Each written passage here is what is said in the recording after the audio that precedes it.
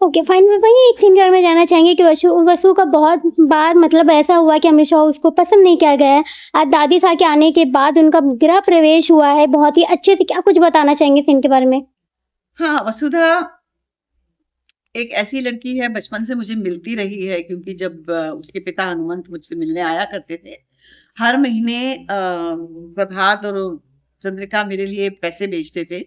लेकिन उस वक्त चंद्रिका वसुधा मुझसे मिलने आती थी, तो मैं उसे बचपन से जानती हूँ। बचपन से मैं अच्छी तरह जानती हूँ कि ये बच्ची कैसी है, और वो बच्ची उस घर की नौकरी।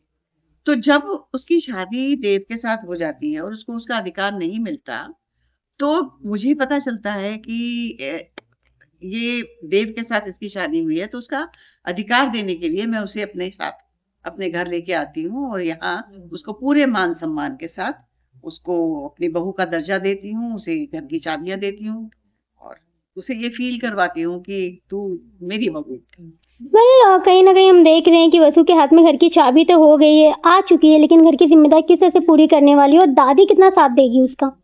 भाई जिम्मेदारी पूरी करने में ये है कि देखो, दादी बहुत सफिशिएंट औरत है, उनके पास नौकर चाकर हैं, पैसे की कोई कमी नहीं है, तो नौकर चाकर तो घर में होंगे, तो वसु को कोई वैसे वाले काम नहीं करने हैं घर के। वो आराम से जिंदगी एंजॉय करेगी, बाहर घूमेगी, गांव में घूमेगी, दोस्त बनाएगी, खूब खेलेगी, मेले जाएगी। जो उसने जिंदगी में नहीं कर पाई वो मेरे पास करेगी।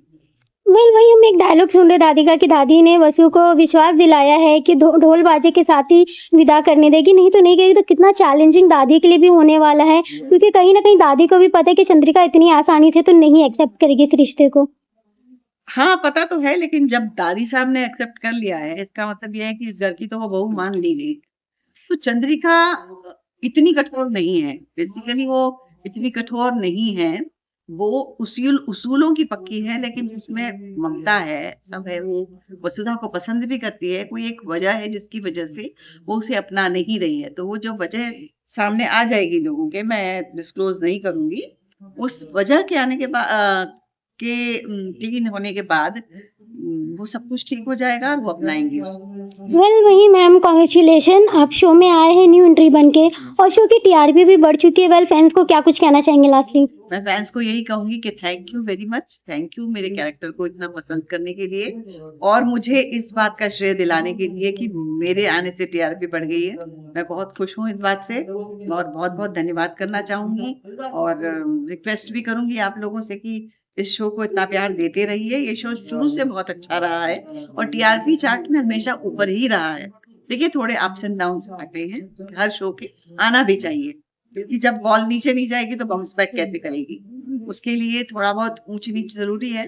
तो ये किसी की वजह से नहीं होता है, बस इत्तेफाक होते हैं, और आगे बढ़ने के लिए और काम करने की इच्छा होनी चाहिए। तो आगे बढ़ते राइटर्स भी अच्छा काम कर रहे हैं, उन्हें भी लगता है कि अब हमें और अच्छा लिखना चाहिए, तो जैसा वो लिखेंगे हम परफॉर्म करते हैं। तो पूरा श्रेय हमारे राइटर्स को जाता है, मेकर्स को जाता है। Thank you so much ma'am, thank you.